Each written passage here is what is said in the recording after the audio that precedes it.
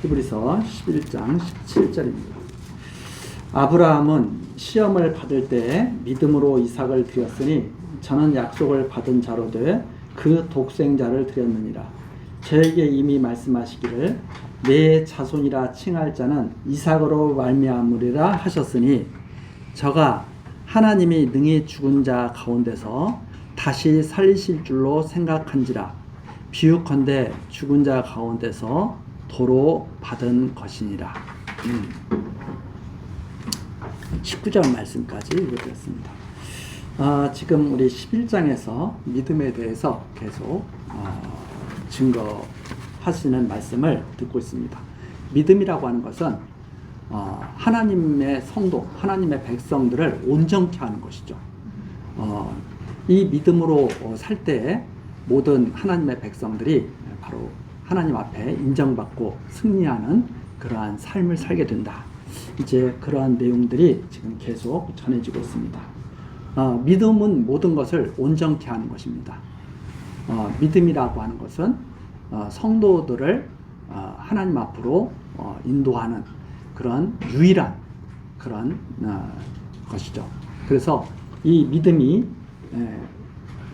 사람의 그 뜻으로 사람의 그 노력이라든가 능력으로 가져지는 것이 아니라 하나님께서 선물로 주시는 이 믿음이 있을 때 비로소 우리들은 하나님 앞에 나아갈 수가 있다. 자, 그런데 그 믿음이 성도들을 우리 선진들을 어떻게 살게 했느냐. 바로 그 내용들이 계속 증거가 되고 있는데, 특히 이 아브라함의 삶 속에서 가장 우리 눈을 끄는 것은 이삭을 하나님께 바친 일입니다. 그 이삭을 하나님께 드린 일인데 이것이 믿음으로 한 것이다. 하는 말입니다. 그러니까 자기의 의로 하나님께 드려진 것이 아니라 믿음으로 하나님께 이삭을 드린 것이다. 그러면 믿음이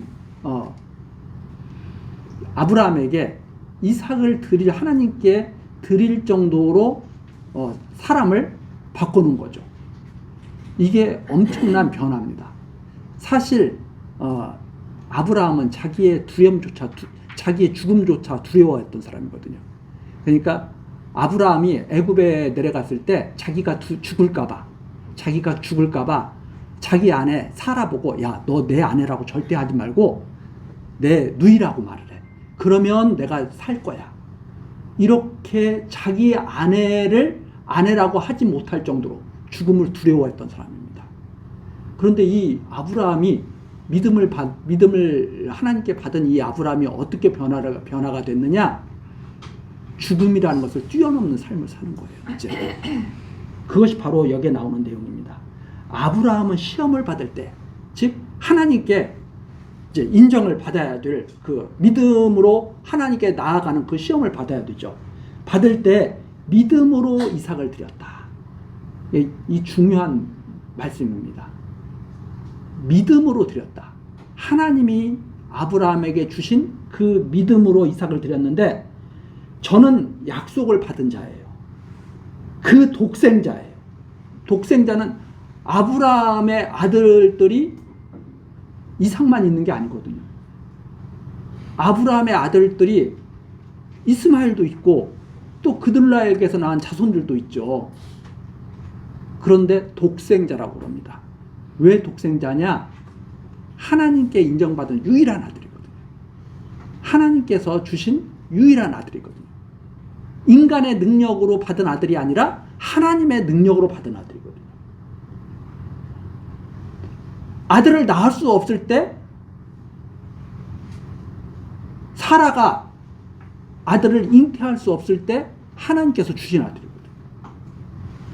그런데 이 이삭, 독생자, 그래서 유일한 참된 아들이죠. 이 독생자를 하나님께 드립니다. 왜 드렸느냐? 그 이유가 18절에 정확히 나와 있습니다.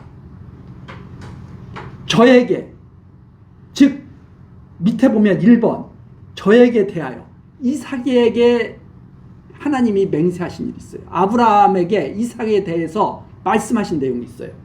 이미 말씀하시기를 내 자손이라 칭할 자는 이삭으로 말미암으리라. 너의 자손은 하늘의 별처럼 바닷가의 모래처럼 온 땅에 다 편만하게 될 텐데 이 자손은 반드시 이삭으로 말미암아서 주어진다. 이 말씀을 이미 듣고 그것이 아브라함의 믿음이 된 거예요. 이 하나님의 말씀을 정확하게 잘 들은 거죠. 유일한 너의 아들이야. 다른 아들들은 다 떠나가야 돼.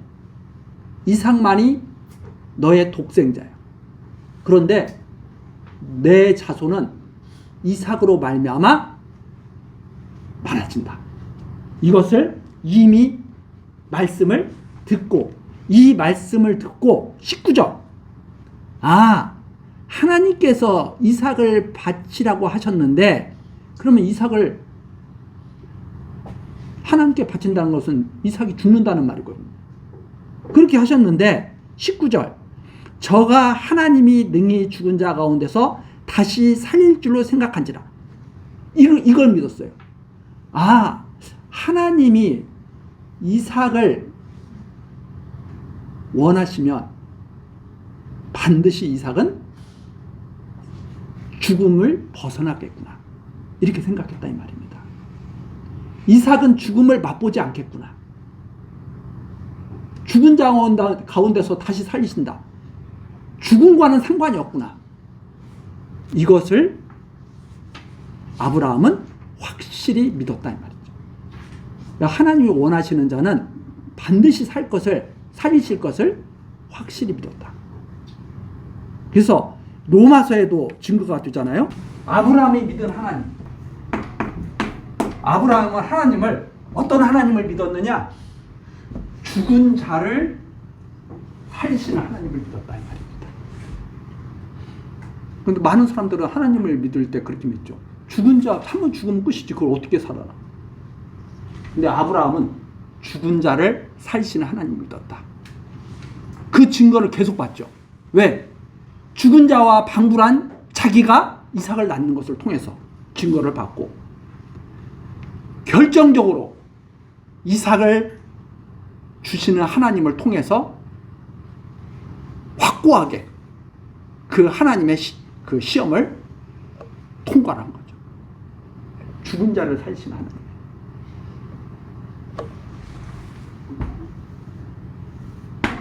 죽은 자. 이것이 바로 우리 기독교가 믿는 하나님입니다. 그래서 부활이 없다 하는 사람들은 이걸 안 믿는 거죠. 부활이 없다 하는 사람들은. 죽으면 끝이라고 생각하는 사람들. 죽으면 끝이라고 생각하는 사람들은 이 세계가 다라고 생각하는 사람들이죠. 눈에 보이는 것이 다라고 생각하는 사람들이죠. 눈에 보이지 않는 세계가 훨씬 큰 것을 알지를 못하는 사람들이죠. 그래서 이 사람들은 헷갈리기 때문에 눈에 보이지 않는 것이 과학을 할 때 이 눈에 보이지 않는 것이 보이는 것의 기본이 된다는 사실을 과학을 통해서도 배우면서도 또 그걸 또 잊어먹고 망각하는 거죠. 우리 과학을 통해서도 보이잖아요. 우리 이 책상 눈에 보이지만 이 책상을 자르면 분자가 되고 원자가 되고 그럼 눈에 안 보이죠? 눈에 안 보이는 것이 나타난 것이 눈에 보이는 거죠. 그래서 이 세계, 우리 눈에 보이는 이 세계가 사실은 보이지 않는 세계를 바탕으로 해서 존재하는 거죠. 그런데 그런 것들을 깊이 있게 생각하지 못하고 이 보이는 세계에서 끝나면 끝나는 걸로 알아요. 훨씬 우리들이 이해할 수 없는 보이지 않는 세계. 우리는 보이지 않는 세계를 기껏해야 무엇으로 통해서 보느냐? 현미경을 통해서 이게 조금 보면서 조금 이해할락 말락하고 넘어가는 거죠. 그리고선 싹 잊어버리는 거죠. 눈에 보이는 게 다라고 생각하는 거죠. 들리는 게 다라고 생각하고 눈으로 보는 게 다라고 생각하고. 그러나 성경은 그렇게 말하지 않습니다. 들리지 않는 소리가 계속 전해지고 있는 거죠. 보이지 않는 세계가 계속 우리 앞에 있는 거죠. 그런데 그걸 이해하지 못하는 거죠. 왜? 너무나 우리는 무지하기 때문에. 하나님이 하시는 일을 제대로 보지를 못하기 때문에 자기가 보는 것이 그게 다 일인 줄 알죠. 보이지 않는 하나님의 손이 역사해가는 것은 전혀 감각하지 못하고 있는 거죠. 그래서 지금도 매일 세계에 돌아가는 것을 보면서 사람들이 하는 일로 다 생각하는 거죠. 강대국에 누가 무슨 일을 하겠어? 누가 무슨 일을 했어? 보이지 아니하시는 하나님의 섭리를 전혀 이해하지 못하기 때문에. 그러기 때문에 교만한 거죠. 자기가 했다고 큰 소리치고 내가 이렇게 위대한 일을 했는데 상 안 준다고 난리치고 정신이 없는 분들이죠. 자, 그것이 바로 아브라함의 믿음이었습니다. 아브라함을 온전케 한 믿음이었죠.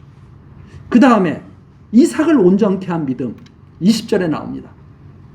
믿음으로 이삭은 장차 오는 일에 대하여 야곱과 에서에게 축복하였으며, 이삭이 그 기사에서 가장 우리에게 인상을 주는 것은 야곱과 에서에게 축복하는 일이잖아요. 그런데 이삭은 사실 원래는 누구에게 축복하고 싶었어요? 에서에게 축복하고 싶었거든요. 그런데 믿음이 이삭을 그렇게 살도록 하지 않죠. 믿음은 이삭을 그렇게 살게 하시는 것이 아니라 하나님의 뜻대로 살게 하시죠. 그것이 믿음의 역사입니다. 그러니까 우리가 우리 뜻대로 살지 못하고 믿음의 뜻대로 하나님이 주신 그 믿음이 역사하시는 대로 산다면 그건 축복입니다. 근데 많은 사람들은 자기 뜻대로 사는 것이 축복이라고 생각하죠. 자기 원대로 이루어지는 것을 축복이라고 생각합니다. 근데 이삭은 그렇게 생각하면 정말 자기 뜻대로 안 된 거거든요. 속아가지고 야곱에게 축복했다 이 말입니다. 그런데 여기 이렇게 되잖아요. 믿음으로 이삭은 장차 오는 일에 대하여 축복했다. 즉 무슨 말이냐? 하나님이 장래에 나타내실 일을 믿음으로 보았다 이 말입니다. 아, 하나님이 야곱과 에서가 태어나기도 전에 큰 자는 어린 자를 섬기리라 그렇게 말씀하셨는데, 그것이 장차 어떻게 이루어질 것인지 그걸 기대하는 삶을 산 것이 바로 이삭이었다 이 말입니다. 장차 오는 일에 대하여 기대를 하고 야곱과 에서에게 축복했다. 그런데 맨 처음에는 어떻게 했어요? 맨 처음에는 그걸 잘 이해하지 못했거든요. 그런데 살고 나서 보니까 자기는 에서에게 축복하고 싶었는데 야곱에게 축복이 된 거예요. 그러면 그걸 어떻게 했느냐? 받아들였다 이 말입니다. 아, 이게 바로 하나님이 하시는 일이구나. 그것이 창세기 한번 가서 보시면, 자 27장 1절 잠깐 보면, 이삭이 나이 많아 눈이 어두워 잘 보지 못하더니, 이렇게 해가지고 야곱에게 속은 거 아니에요? 눈만 멀쩡했어도 속겠어요? 속지 않으려고 이삭이 애를 씁니다. 야, 너 목소리가 이상한데? 아니에요. 뭐 지금식으로 말한 거죠. 제가 요즘에 좀 감기가 걸렸어요. 뭐 이런 식이었겠죠. 또 어디 한 손 좀 만져보자. 이상하니까 확인해 봐야 되잖아요. 털이 푹실푹실해. 아, 이게 이상하다. 너 야곱 같은데 또 만져보니까 누구 같아요? 에서 같거든. 옷도 에서 옷 착 입고. 그러니까 속을 수밖에 없어요. 속지 않으려고 해도 속아. 자, 요즘에 보이스피싱 많죠? 내 능력으로 안 속을 것 같아요? 하나님의 능력이 지켜주실 것 같아요? 하나님의 능력이 지켜주시는 겁니다. 우리가 똑똑해서 안 속는 게 아니에요. 그런데 보이스피싱 한다고 나는 알고 나 안 속았는데? 그때는 안 속았을 망정 속을 때가 되면 속아요 안 속아요? 그러기 때문에 보이스피싱이 많은 거예요. 하나님의 능력이 지켜주시는 겁니다. 이삭이 안 속으려고 했지만 속았잖아요. 그래서 축복을 했어. 나중에 보니까 자기가 속았어. 부르르 떨죠. 그러다가 하나님의 뜻을 생각했다 이 말입니다. 그게 무엇이 하는 일이냐? 믿음이 하는 일이죠. 그래서 28장 다시 한번 보십시오. 28장 1절. 이삭이 야곱을 불러 그에게 축복하고, 이제 무엇을 받아들인 거예요? 하나님의 뜻을 받아들인 거예요. 에서가 이삭을 죽이려고, 에서가 야곱을 죽이려고 그러니까 도망가게 하죠. 도망가게 할 때, 임마, 너 그러니까 똑바로 살아야 돼. 네가 죽을 짓을 했지.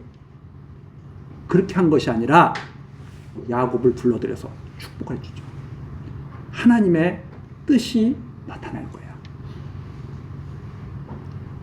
너에게 하나님이 하실 일이 있을 거야. 이게 바로 28장에 나온 거예요. 야곱을 불러 그에게 축복하고 또 부탁하여 가로되 너는 가나안 사람의 딸 중에서 아내를 취하지 말고, 쫙 할 일을 다 전해주고 3절입니다. 전능하신 하나님이 네게 복을 주어 너로 생육케 하고 번성케 하사 너로 여러 족속을 이루게 하시고 아브라함에게 허락하신 복을 내게 주시되, 놀라운 축복을 야곱에게 하고 야곱을 떠나버립니다. 생명을 보존케 하려. 이게 바로 히브리서 다시 11장 20절. 믿음으로 이삭은 장차 오는 일에 대하여 야곱과 에서에게 축복하였으며, 이렇게 한마디로 정리를 해줍니다. 이게 믿음이 온전케 하는 삶입니다. 그렇지 않으면 죽을 때까지 저놈은 나를 속이고 지 형을 속이고 이렇게 하면서 원망하면서 살았겠죠. 그러나 믿음은 이삭을 온전한 하나님의 사람으로 만들어갑니다. 이게 히브리 기자가 증거한 거예요. 놀라운 변화죠. 그 다음에 21절입니다. 믿음으로 야곱은 죽을 때 요셉의 각 아들들에게 축복하고, 요셉의 각 아들들이 누구예요? 므낫세와 에브라임인데, 에브라임이 찾아는데 손을 엇갈려서 축복을 해주잖아요. 그러니까 요셉이 그렇게, 아버지 그렇게 하시면 안 됩니다. 장자는 여기 므낫세입니다. 아들아, 나도 안다. 근데 왜 그렇게 하시는 거예요? 하나님의 뜻을 따라 축복을 합니다. 사람의 뜻을 따랐다면 므낫세에게 오른손, 에브라임에게 왼손을 해야죠. 그런데 왜 이렇게 엇갈려서 하느냐 이 말입니다. 사람의 뜻으로, 믿음은 사람의 뜻이 이루어지는 게 아니라 무엇이 이루어지는 거예요? 하나님의 뜻이 이루어져요. 지팡이에 의지하고, 또 요셉의 각 아들에게 축복하고, 지팡이의 머리를 의지하고 경배하였습니다. 누구의 뜻을 쫓았다는 거예요? 하나님의 뜻을 쫓았다는 거예요. 믿음이라는 것이 바로 그렇게 나타나는 겁니다. 그 다음에 22절이죠. 자, 그 아버지의 마지막을 장사 지낸, 가나안 땅에 아버지를 장사 지낸 이 요셉이 믿음으로 자기의 장사, 자기의 아버지 야곱은 자기가 자기 손으로 이렇게 장사를 지냈잖아요. 그런데 자기는 임종시에 이스라엘 자손들에게